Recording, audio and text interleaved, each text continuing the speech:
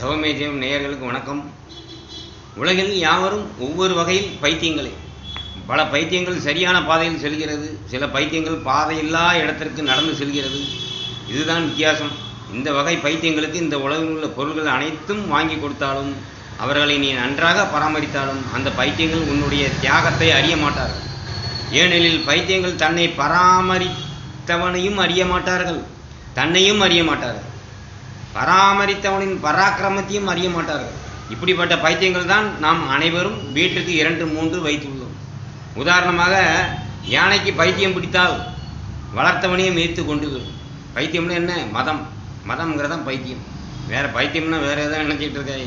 மதம் கொள்வது, நான், அகங்காரம், மதம்.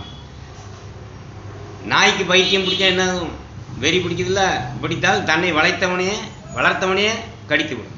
பாம்பிற்கு பால் வைத்தாலும் அப்படி. அதுபோல வீட்டில் ஒரு பைத்தியம் இருந்தால் யானை பாகனுக்கு நேர்ந்தது போல தினமும் உனக்கு உதவிதான் கிடைக்கும். ஏன் இந்த வேலை? எந்த பைத்தியத்தையும் திருந்த மறந்து இல்லை. அதை விட்டு விலகிவிடு. விலகிவிட்டால் உனக்கு துன்பம் இல்லை. யானையை கட்டி போட்டு அதற்கு தீனி போட்டு வளர்த்து நீ என்ன பயனை காணப்போகிறாய்? உன் உயிரை பார், அதை வளர்க்கப்பார். 72,000 நாடி நரம்புகளில் எத்தனை நாடி நரம்புகள் நம் மூளையுடன் இணைந்துள்ளதோ அந்த அளவில் உள்ள அறிவே வேலை செய்யும்.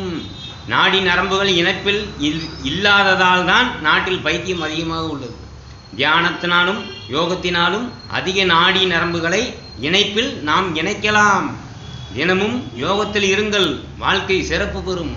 இந்த இணைப்பு இல்லாதனால தான் உங்களுக்கெல்லாம் எதுவுமே தெரியல. இந்த இணைப்பே இல்லாமல் இருக்க யாருக்குமே. இந்த இணைப்புகளை நீங்கள் இணைத்து பாருங்கள். கேபிள் டிவி கனெக்ஷன் மாதிரி டிவியில் அனைத்தையும் தெருவது போல் உங்களுக்கு அனைத்து உண்மைகளும் புலப்படும். இதுதான் உண்மை. குடும்பமே கோவில் என்பதை அறிந்து கொள்ளுங்கள். கடவுளை குடும்பமாக காட்டுவதுதான் நம் பண்பாடு. சிவன், சக்தி, விநாயகர், முருகன் என்று கோவில் சிலைக்கு தண்ணீர் ஊற்றி பால் ஊற்றி அபிஷேகம் செய்து உணவு படைத்து மாலைகள் அணிவித்து அழகு பார்த்து மனதில் பெருமை கொள்கிறீர்கள். அதுபோலதான் உங்கள் வீடுகளிலும் பஞ்சபூதத்தால் ஆன உங்கள் குழந்தைகள் உற்றார் பெற்றார் உள்ளார்கள். சிலைக்கு நீங்கள் எப்படி மரியாதை செய்து பணிவிடை செய்கிறீர்களோ அதுபோல இங்கு இருப்பவர்களுக்கும் அதே நிலையில்தான் உள்ளார்கள்.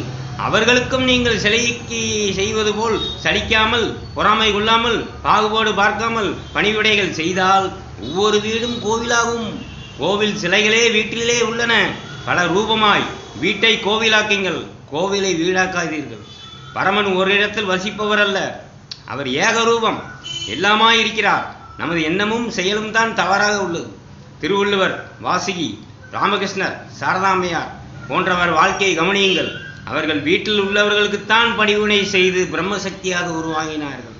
அவரவர் கடமையை அவரவர் செய்தே இறை வழிபாடாகும். மாலை, பால், பழம், தயிர், நெய் இவைகளை சிலைக்கு கொடுத்து நீங்கள் எதையும் விலைக்கு வாங்க முடியாது.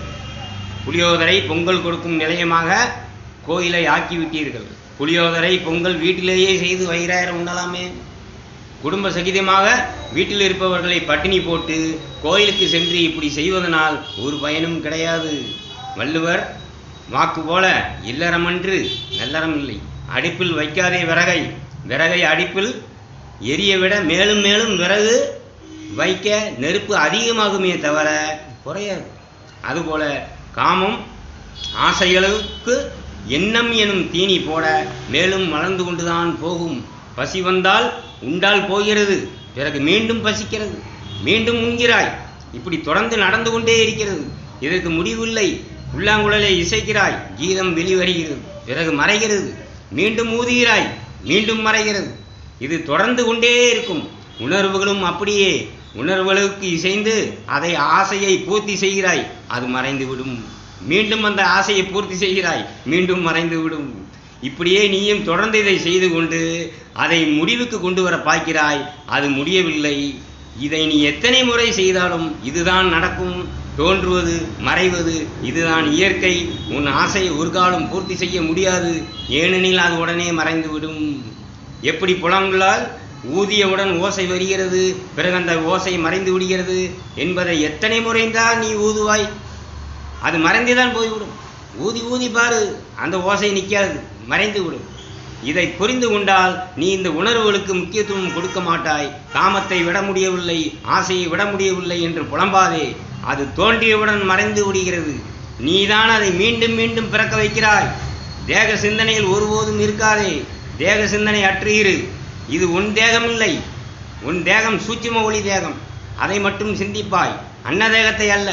இதை நான் தான் என்று நீ ஏமாந்து விடுகிறாய். எப்படி புல்லாங்குழலில் ஓசையை வைத்துக் கொள்ள முடியாதோ அதுபோல் உன் ஆசையின் இன்பத்தை தக்க வைத்து கொள்ள முடியாது. அது உடனே மறைந்து விடும். விந்து வெளியேறினவுடன் இன்பம் மறைந்து விடுகிறது. அந்த ஒரு நிமிடத்தை 1 மணி நேரமாக உன்னால் தக்க வைத்துக் கொள்ள முடியாது. ஒரு கணமே தோன்றி மறையும். ஒரு கணமே இடி தோன்றி மறையும். தோன்றுவது எதுவும் மறைவதுதான் இந்த உலகத்தின் இயற்கை. அதனால் தோன்றி மறையும் உடலை நினைத்து அதை வளர்க்காமல் தோன்றி மறையா ஒளியை தியானித்து அதை வளர்க்க கற்றுக்கொள்ளுங்கள். வணக்கம்.